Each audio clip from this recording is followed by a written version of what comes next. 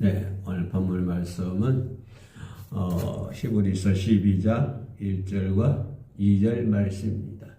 2절 앞에서 믿음의 주요 또 온전케 하시는 이인 예수를 바라보자. 예수를 바라보자. 예수에 대해서 설명해 주고 있어요. 뭐라고 했어요? 첫 번째 믿음의 주, 두 번째 온전케 하시는 이 믿음의 주요 온전케 하신 이 성도로서 온전케 하신 분이다 이 말이죠. 나를 온전하게 만드신 분이다. 우리가 온전해야만이 하나님 나라에 들어갈 수 있죠. 불완전한 모습으로는 하나님 나라에 들어갈 수가 없을 것 같아요. 온전한 모습으로 온전한 모습이 될 때 우리는 하나님 나라에 들어갈 수가 있는 것이죠. 그래서 우리가 하나님 나라에 들어갈 수 있도록 온전하게 하게 만드신 분이 예수 그리스도이시다 라고 말씀해 주고 있습니다. 그 예수 그리스도는 믿음의 주다. 그래서 오늘 제목을 예수님만 바라보자 라고 하는 제목을 붙여봤습니다. 성경은 믿음을 절대적 아주 중요성을 강조해 주고 있습니다. 성경 창세기부터 요한계시록까지 믿음이라고 하는 절대적 가치, 또 믿음이라고 하는 절대적 중요성, 이거를 창조 때부터 계시록까지 계속적으로 말씀해 주고 있습니다. 믿음이 얼마나 중요하다라고 하는 것은 믿음이 얼마나 중요하다고 하는 것을 가르쳐 주는 거예요. 그래서 믿음은 절대적 가치이다. 그래서 성경 어디를 보더라도 믿음의 중요성을 얘기해 주고 있습니다. 아담과 하와를 창조했을 때도 중앙에 있는 선악과를 먹지 말라고 할 때도 여기서 믿음을 중요시했고요. 그렇죠? 아브라함이라든가 선진들, 예언자들, 선지자들 모든 거 보면 그 프레임이 모두가 믿음이라고 하는 것에 깔려 있습니다. 절대적 중요성이에요. 믿음이라고 하는 것은. 왜냐하면 우리 인간은 믿음 없이는 하나님의 나라에 들어갈 수가 없다고 하는 것입니다. 성도가 믿음 없이는 아무것도 할 수 없는 거예요. 믿음 없이는 하나님 나라에 들어갈 수도 없는 것이고, 또 믿음 없이는 넓은 길이 아니라 좁은 길로도 갈 수가 없는 거예요. 성도가 믿음 없이는 하나님을 기쁘시게 해드릴 수가 없습니다. 믿음 없이는 아무것도 할 수 없어요. 성도는 그냥 무입니다. 우리가 찬양을 한다고 하면서도 믿음 없는 찬양은 하나님께서 받지 않으시겠죠. 그리고 우리가 또 예배는 드리고 있습니다만 항상 예배는 드리죠. 예배도 믿음 없는 예배는 하나님이 받지 않으시죠. 우리는 여기서 가인의 예배를 우리가 잘 볼 수가 있습니다. 예배를 드려도 믿음 없는 예배는 습관적인 예배다. 외식적인 바리새인들처럼 습관적인 예배, 외식적인 예배라고 말씀드릴 수밖에 없지요. 그러니까 믿음이 없는 예배는 습관적인 예배고, 또 믿음이 없는 기도는 우리는 꽹과리에 불과하다. 성경은 그렇게 얘기해 주고 있습니다. 그래서 성도가 신앙생활을 하는 데 있어서 절대적 가치 있는 것은, 절대적인 중요한 것은 무엇이다? 믿음이라고 하는 거예요. 믿음 없으면 성도는 아무것도 아닙니다. 믿음 없는 예배, 믿음 없는 기도, 믿음 없는 찬양, 믿음 없는 성김의 봉사활동, 이런 모든 것들은 전무하다고 하는 것이에요. 그래서 성경은 창세기부터 요한계시록까지 믿음에 대한 절대적 중요성을 가르치고 있다라고 하는 것을 우리가 전자에 이렇게 놓고 생각해 볼 수가 있습니다. 히브리서 11장 6절에서 말씀하시기를 아까 얘기했던 것처럼 믿음 없이는 하나님을 기쁘시게 할 수 없다고 하는 것입니다. 우리의 성도의 삶이, 우리가 아침에 일어나면 하루의 삶을 살잖아요. 하루를 살면서 오늘은 어떻게 하면 하나님을 기쁘게 드릴 수 있을까라고 하는 그런 생각을 항상 하잖아요. 그런 마음을 먹고 있잖아요. 그죠? 아마 이 방송 시청하신 분들 다 그럴 거예요. 오늘 어떻게 살까라기보다는 우리 오늘 어떻게 하면 하나님을 기쁘시게 할 수 있을까? 라고 하는 그러한 물음에 답을 하려고 할 거예요. 그러나 하나님을 기쁘게 할 수 있는 것은 무엇이다? 믿음이라고 하는 것입니다. 내가 믿음이 있으면 하나님을 기쁘게 할 수 있는 거예요. 우리가 비록 손에 꼽을 만한 자랑할 만한 그런 일을 하지 못한다고 할지라도 나에게 믿음만 있다고 한다면 나는 내 삶은 하나님을 기쁘게 해줄 수가 있는 거예요. 그죠? 내가 비록 찬양을 잘 못한다고 할지라도 내가 믿음만 있으면 그것을 통해서 하나님을 기쁘시게 할 수 있는 거예요. 그러니까 내가 무엇이든지 간에 믿음만 있으면, 그렇죠? 아무리 작은 것을 할지라도 믿음만 있으면 하나님을 기쁘시게 할 수 있는데, 아무리 큰 것을 한다고 할지라도 믿음이 없으면은 가인의 제사가 되고 마는 것입니다. 그래서 우리에게 필요한 것은 짝퉁 믿음이 아니라 진짜로 가짜 믿음이 아니라 진짜 믿음이 절대적으로 필요하라고 하는 것입니다. 겉모습만 흉내내는 그러한 믿음이 아니라 본질을 붙든 거예요. 본질을 붙든 진짜 믿음. 본질이 뭘까요? 히브리서 12장 2절에서 믿음의 주요 온전케 하신 이인 예수. 믿음의 본질이 뭐예요? 믿음의 본질은 예수 그리스도라고 하는 것입니다. 그러니까 예수 그리스도를 붙잡는 믿음, 이 믿음이 진짜 믿음이지요. 외식적인 흉내만 내는 그런 짝퉁 믿음은 저리 가라, 우리가 해야 될 줄로 믿습니다. 그래서 이 믿음이라고 하는 것은 진짜 내가 소유한 것이에요. 진짜 믿음은 내가 소유한 믿음입니다. 남들이 소유하는 믿음이 아니라 남들이 자랑하는, 남들이 가지고 있는 그런 믿음이 아니라 진짜 믿음은 내가 가지고 있는 믿음이에요. 내가 소유한 믿음이에요. 내가 소유한 이 믿음은 이 세상 그 어떤 것과도 비교할 수 없으며 이 세상 그 어떤 것과도 바꿀 수 없는 진짜 소중한, 그죠? 이 본질적인 것, 이 진짜 믿음을 소유하는 거, 믿음을 내가 소유한 거예요. 내가 내가 천국 가야 되잖아요. 내가 기도해야 되고, 내가 찬양해야 되고, 내가 예배를 드려야 됩니다. 누가 내 대신 예배 드립니까? 누가 내 대신 가서 찬양하는 거예요? 누가 내 대신 가서 기도합니까? 그러지 않잖아요. 내가 해야 되는 거예요. 내가 소유한 믿음이 진짜 믿음이고, 또 이 진짜 믿음은 예수 그리스도를 체험하는 믿음이에요. 예수 그리스도를 체험해야만이 그것의 확신을 내가 가지고 있는 거예요. 예수 그리스도를 체험하지 않는 믿음, 이것은 진짜 믿음이라 할 수 없는 것이죠. 예수 그리스도에 대한 내가 체험을 했을 때 거기에 대한 확신을 가지고 우리가 믿음 생활을 할 수가 있는 것입니다. 뿐만 아니라 머리로 아는 지식이 아닙니다.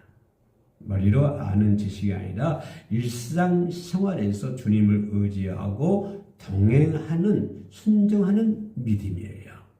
아무리 성경을 창세기부터 요한계시록까지 달달달달 외운다고 할지라도 내가 일상생활에서 주님을 의지하는 마음이 하나도 없다고 한다면, 내가 일상생활에서 주님과 동행을 해야 되고 일상생활, 내 삶 전반에서 주님의 말씀에 순종을 해야 되는 것이죠.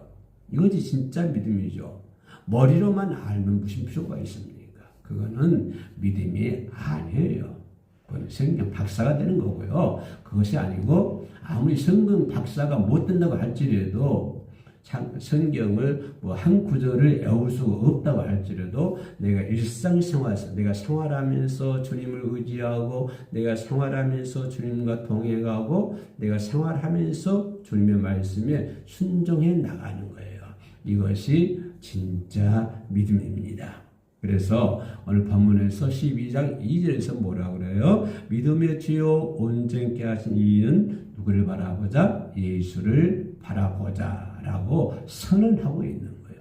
여기서 예수를 바라보자라고 하는 것은 내가 환경이 좋을 때만 예수를 바라보자고 하는 건 아니에요. 내가 기분 좋을 때만 예수를 바라보, 내가 만사 행동 잘 될 때만 예수를 바라보자, 그런 의미는 아니에요. 여기서 예수를 바라보자라고 하는 것은 물론 그럴 때도 예수를 바라보지만 욥처럼 욥과 같은 그런 환경이 있다고 할지라도 예수를 바라봐야 된다고 하는 것입니다. 내가 이 세상에 아무것도 없다고 할지라도 그래도 정말로 견딜 수 없는 그런 상황이라 할지라도 그 상황 속에서 예수를 바라봐야 된다고 하는 것입니다.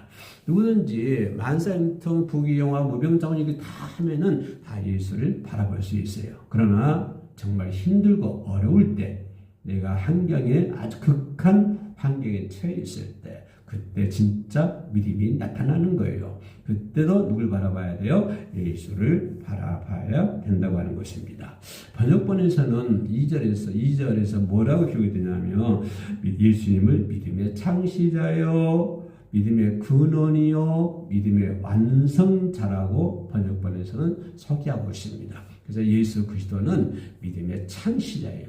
믿음의 창시자고 또 믿음의 뿌리가 되는 거예요. 믿음의 근원이 되는 것이고요. 또 그 믿음의 완성자, 완성에 나가신 분이 예수 그리스도라고 하는 것이요. 믿음의 근원이 되시고 창시자고 믿음의 완성자이신 누구를 바라봐야 된다? 예수를 바라봐야 된다고 하는 것입니다. 왜냐하면 그래야만이 우리가 하나님의 나라에 들어갈 수가 있는 것이요. 시작과 끝이 예수 그리스도예요. 시작도 예수 그리스도, 끝도 예수 그리스도. 모든 시작도 예수 그리스도께 있고 끝도 예수 그리스도께 있으므로 믿음의 길인 곧 예수 그리스도를 바라보자. 믿음의 길이에요. 우리는 믿음의 길은 누가예요? 예수 그리스도를 바라볼 때 우리는 믿음의 길을 갈 수가 있는 거예요. 예수를 제껴놓고 그죠? 예수를 제껴놓고 뭐 세상적인 물질, 세상적인 어떤 관시, 세상적인 문화 뭐 그런 것을 바라보고는 우리는 그 길을 믿음의 길이라고 할 수 없는 거예요. 믿음의 길은 누구예요? 근원자이고 창시자이고 믿음을 안전케 하시 이인 끝과 시작과 끝이 되시는 예수 그리스도를 바라보고 나가는 길이 그것이 믿음의 길이 된다고 하는 것입니다. 우리는 신앙생활 하다 보면은 신앙생활이 흔들릴 때가 있어요. 어려운 환경에 처해 있으면 신앙생활이 흔들릴 때가 있어요. 흔들 때가 있다고 하는 것은 예배 드리는 것도 흔들 수가 있죠. 기도하는 거, 찬양하는 거, 섬기고 봉사하는 거 이런 모든 신앙생활 전반이 이렇게 흔들릴 때가 있어요. 그러면 왜 흔들리냐 하면 그 시선이 주님께로부터 떠나 있기 때문에 흔들리는 거예요. 내 시선이 주님께로부터 딱 주님께 고정이 되어 있으면 내 신앙은 흔들리지 않습니다.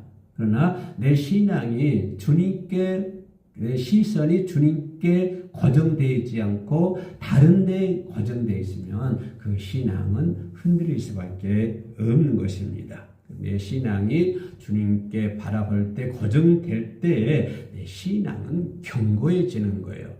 내 시선이 항상 주님만 바라보면 내 시선이 내 신앙이 견고해지고요. 시선이 분산될 때는 마음의 요동을 느끼게 되는 거예요. 어떤 환경에 어떤 처지 있다 할지라도 내 시선이 주님께 고정만 되어 있으면 절대 요동하지 않습니다. 견고한 신앙생활 할 수가 있어요. 그러나 어떤 아무리 좋은 환경이 있다 할지라도 내 시선이 주님께 고정되어 있지 않고 세상으로 분산될 때, 내 시선이 분산될 때는 그 사람은 마음이 요동이 치는 거예요. 그래서 신앙생활이 분산이 된다고 하는 것입니다. 우리는 여기서 베드로를 볼 수가 있잖아요. 폭풍을 만났을 때, 풍랑 속에서 이 베드로가 주님을 바라보고 나갔을 때는 물 위를 걸어갈 수가 있었어요. 왜냐하면 베드로는 그 시선이 누구께 집중되어 있어요? 예수께 집중이 되어 있었어요. 물론 그때도 파도가 있었어요. 베드로가 물에 빠질 때도 파도가 있었어요. 그러나 베드로가 그 시선이 예수께 집중되었을 때는 그 파도가 문제가 되지 않았어요. 그 파도가 보이지도 않았어요. 그래서 그냥 걸어갈 수가 있었어요. 그러나 그 시선이 예수 그리스도를 바라보는 시선이 분산됐을 때, 분산돼서는 바람을 의식한 순간 바다에 빠지고 말게 되는 것이죠. 그럴 때 예수님께부터 책망을 듣습니다. 뭐라고 들어요? 믿음이 작은 자여 왜 의심하느냐 라고 하는 책망을 듣는 거예요. 이 말씀을 우리가 이게 종합적 분석해 볼 때 우리는 어떤 정말 태풍과 같은 폭풍과 같은 그런 엄청난 환경이 있다 할지라도 내가 예수 그리스도를 바라보는 시선만 고정이 되어 있다고 한다면 까딱없습니다. 더 견고해지는 거예요. 견고해지는. 그러나 순풍에 돛단 듯 그런 아주 그런 시대를 할지라도 그 사람의 시선이 예수께로부터 분산되면 그 사람의 믿음이 흔들리게 되게 되는 것이고요. 마음이 요동치게 되는 거예요. 그래서 오늘 성경이 뭐라고요? 온전케 하신 믿음의 주요 온전케 하신 예수를 바라보자 라고 성경은 말씀해 주고 있습니다. 주님은 어떤 분이신가요? 오늘 성경에 있던 것처럼 믿음의 근원이요 우리를 사랑하사 십자가에 달려 들어가시고 우리를 사랑해서 이 땅에 내려오시고 세상 끝날까지 네가 너와 함께하리라. 주님이 하시는 말씀이에요. 여기 있는 김성관 목사 하는 말이 아니라 성경에서 기록한 말씀이에요. 주님께서 말씀해 주시고 있어요. 뭐라고 그래요? 세상 끝날까지 너와 함께 하리라. 라고 해요. 세상 끝나, 내가 죽으면 끝난 건 아니잖아요.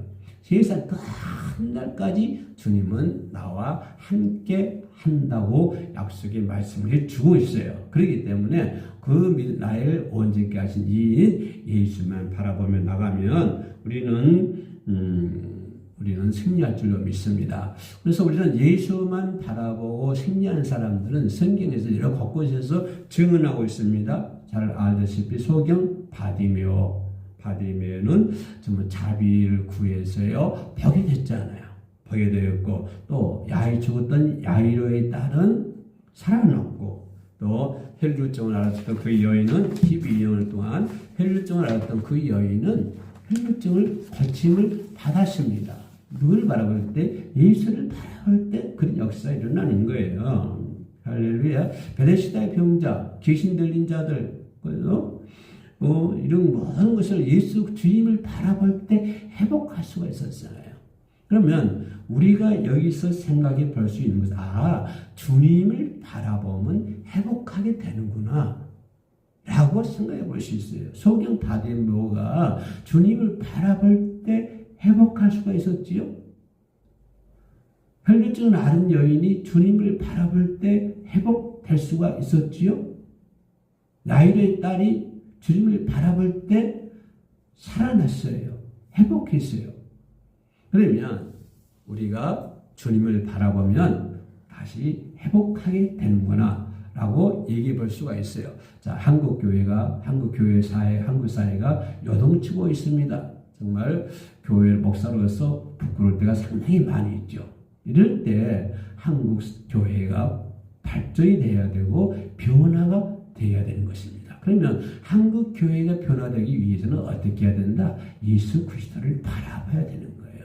내 편, 이 편, 좌우 갈라져야 되는 것이 아니라 한국 교회가 변화되기 위해서는 한국 교회가 한국 사회를 변화시키기 위해서는 어떻게 해야 된다? 모든 크리스찬들이 누구를 바라봐야 돼요? 예수를 바라봐야 되는 거예요. 예수를 바라보면 어떻게 된다? 회복이 된다. 그 말. 왜? 믿음의 창시자의 근원자요 완성자 되신 분이 누구이기 때문에 예수 그리스도이기 때문에 예수 그리스도를 바라보면 죽었던 것이 살아나고 썩었던 것이 살아나고 없었던 것이 오게 되고 이렇게 완전해지는 거예요. 완성돼 가는 거예요. 다시 말하면 회복돼 가는 거예요. 갈라졌던 어려웠던 가정이 예수를 바라보면 그 가정이 회복이 되고 신앙생활 어렵던 사람이 예수를 바라보면 완전한 신앙생활을 할 수가 있는 것이고 그러니까 어떤 처지 어떤 환경이 있다 할지라도 예수 그리스도를 바라보면 회복하는 역사가 일어날 줄로 믿습니다. 가정이 회복되길 원합니까? 교회가 회복되길 원합니까? 내 삶이 회복되기를 원합니까? 그럼 어떻게 해야 되죠? 예수 그리스도를 바라봐야 되는 거예요. 예수 그리스도만 바라보면 모든 것이 회복이 될 줄로 믿습니다. 결론은 분명합니다. 결론은 분명해요. 다른 거 아니에요. 결론은 분명한데 무엇입니까? 오직 예수 그리스도만 바라보아야 된다고 하신 것입니다. 세상은 우리의 시선을 막 빼앗으려고 그래요. 주님께 눈을 고정할 때, 그죠? 믿음은 진짜가 되고 삶은 주님의 역사로 채워질 줄로 믿습니다. 지금 이 순간 주님이 나와 함께 하시니 흔들리지 않겠다고 고백해야 돼요. 주님은 세상 끝날까지 너와 함께 하리라 말씀을 주셨으니까 내가 이제 주님을 영원토록 나와 함께 하여 주실 줄로 믿습니다. 그러면 나는 고백하기를 내 평생 동안 주님이 나와 함께 하신다고 약속의 말씀해 주셨으니까 나도 이제 흔들리지 않겠다. 어떤 환경, 어떤 처지와 어떤 태풍, 어떤 폭풍이 나에게 몰아친다 할지라도 나는 절대로 흔들리지 않겠다. 자, 흔들리지 않기 위해서는 누구만 바라봐라? 예수 그리스도만 바라봐라. 그 말입니다. 믿음의 주의자 완성자이신 예수만 바라보는 길을 끝까지 걸어가시기를 이 시간 예수님의 이름으로 축원합니다. 기도하시겠습니다. 믿음의 주여 또 온전자시는 예수님만 바라보게 하시고 직분이 아닌 참 믿음으로 살며 주님과 동행하며 순종의 길을 걷게 하여 주시옵소서. 예수님의 이름으로 기도합니다. 아멘.